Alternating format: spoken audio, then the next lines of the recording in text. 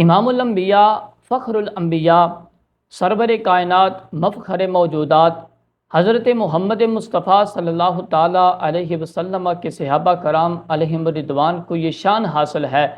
کہ وہ قرآن مجید کی اولین مخاطب جماعت ہے۔ قرآن مجید کے اندر متعدد آیات بینات ایسی ہیں جو صحابہ کرام علیہم رضوان کی شان کے اندر نازل ہوئی ہیں، اور قرآن مجید میں اہل ایمان کی جس قدر بھی صفات فاضلہ کا ذکر آیا ہے، مثال کے طور پر مؤمنین، مسلمین،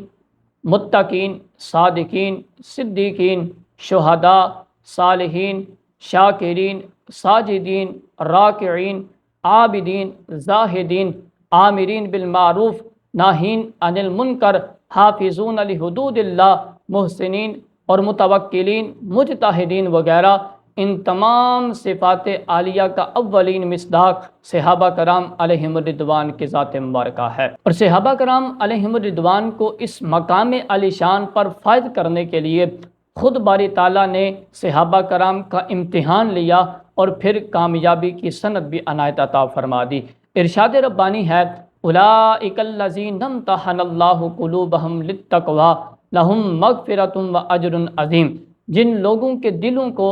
اللہ نے خوب جانچ کر تقوی کے لیے منتخب کر لیا، ان کو مغفرت حاصل بھی ہے اور ان کے لیے زبردست اجر بھی موجود ہے۔ تو اس آیت مقدسہ کے اندر امتحانہ کے معنی میں ہے جس طرح سونے کو پگھلا کر خالص کر دیا جاتا ہے، تو اسی طرح اللہ تعالیٰ نے ان کے دلوں کو تقوی کے لیے خالص کر دیا ہے، اور ان کے دلوں کے اندر تقوی ہی تقوی ہے۔ اب حضرات محترم، یہاں سے میرے مصطفیٰ کریم صلی اللہ تعالیٰ علیہ وسلم کے صحابہ کا ادب اور احترام دیکھیے، ان کی شان دیکھیے، اور اللہ تعالیٰ کی بشارتوں اور ان کی مدح و ثنا اور توصیف کو دیکھیے، اور رافضیوں کے بغض اور دشمنی کو دیکھیے کہ وہ کہتے ہیں کہ 3-4 صحابہ کے علاوہ معاذ اللہ تمام صحابہ کافر تھے، اور حالانکہ میرے مصطفیٰ کریم صلی اللہ تعالیٰ علیہ وسلم نے خود اپنے صحابہ کی شان بیان کرتے ہوئے ارشاد فرمایا ہے۔ حضرت عبداللہ بن مغفل رضی اللہ تعالیٰ عنہ سے روایت ہے کہ ارشاد نبوی ہے، میرے مصطفیٰ کریم صلی اللہ تعالیٰ علیہ وسلم ارشاد فرماتے ہیں کہ میرے صحابہ کے بارے میں اللہ سے ڈرو، اللہ سے ڈرو، اور میرے بعد ان کو نشانہ نہ بنانا، کیونکہ جس نے ان سے محبت کی اس نے میری محبت کی وجہ سے ان سے محبت کی، اور جس نے ان سے بغض رکھا اس نے میرے بغض کی وجہ سے ان سے بغض رکھا، اور جس نے ان کو ستایا اس نے مجھے ستایا، اور جس نے مجھے ستایا یاد رکھو اس نے اللہ کو ایذا دی، اور جس نے اللہ کو ایذا پہنچائی تو قریب ہے کہ اللہ اس کی پکڑ فرما لے۔ اور حضرت معاذ بن جبل رضی اللہ تعالیٰ عنہ سے روایت ہے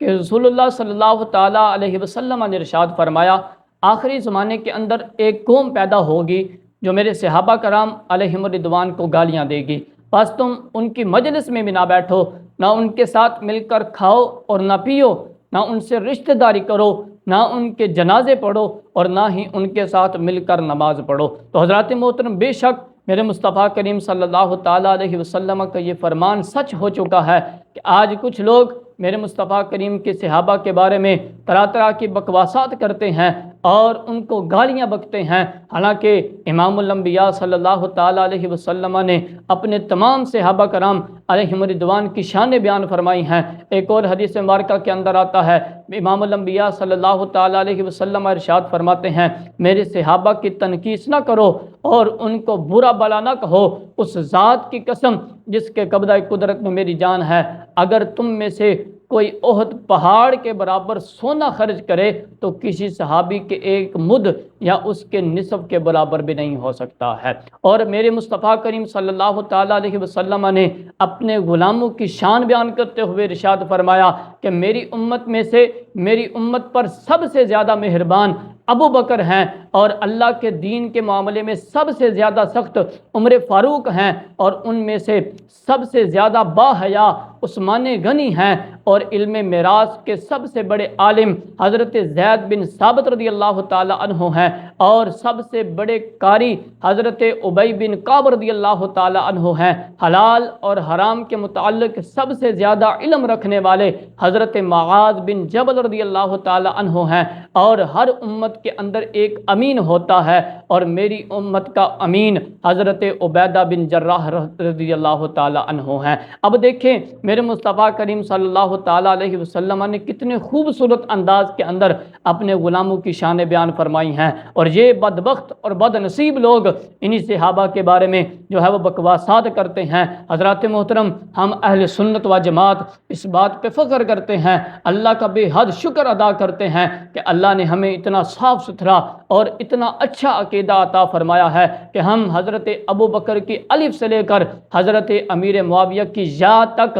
ہر ایک صحابی کے ماننے والے ہیں، اور ہم اہل سنت و جماعت اہل بیت کے در کے بھی غلام ہیں، اور صحابہ کرام علیہم رضوان کے در کے بھی نوکر ہیں۔ اللہ نے ہمیں صحابہ کرام علیہم رضوان کی بھی محبت عطا فرمائی ہے، اور اہل بیت کی محبت بھی ہمارے دلوں کے اندر پیدا فرما دی ہے۔ اسی لیے میرے امام اعلیٰ حضرت مجدد دین و ملت مولانا الشاہ امام محمد رضا خان فاضل بریلوی رحمۃ اللہ تعالیٰ علیہ نے فرمایا تھا، اہل سنت کا بیڑا پار اصحاب حضور نجم ہے اور ناؤ ہے اطرت رسول اللہ کی، مگر اس کے باوجود اگر کوئی بدبخت، کوئی بد نصیب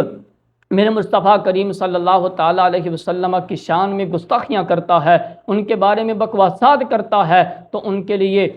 ایک مختصر اور چھوٹا سا جواب ہے۔ کہا تھا بغض صحابہ سینے میں نہیں چھپتا، کافر چیخ پڑتے ہیں، کمینے بول پڑتے ہیں۔ ابو بکر کا عشق ماؤں کی شرافت کی گواہی ہے، عمر کا نام آتا ہے تو شجرے بول پڑتے ہیں۔ تجربہ ہے یہ برسوں کا، کبھی تم بھی آزما لینا، زبانیں چپ بھی ہو جائیں تو چہرے بول پڑتے ہیں۔ اگر کوئی بغض صحابہ کے اندر زبان نہ بھی کھولے تو اس کے چہرے کا رنگ ہی بتا دیتا ہے کہ یہ بغض صحابہ کی علامت ہے یا محب صحابہ اور محب اہل بیت کی علامت ہے۔ تو حضرات محترم، اللہ رب العزت کی بارگاہ سے یہ دعا کرتے ہیں کہ خالق کائنات ہمیں صحابہ کے در کا بھی نوکر رکھے اور اہل بیت کے در کا بھی نوکر بنائے رکھے، اور اسی عقیدے اور نظریے پر اللہ رب العزت ہم سب کا خاتمہ ایمان پر فرمائے۔ آمین بجاہ النبی الکریم الامین۔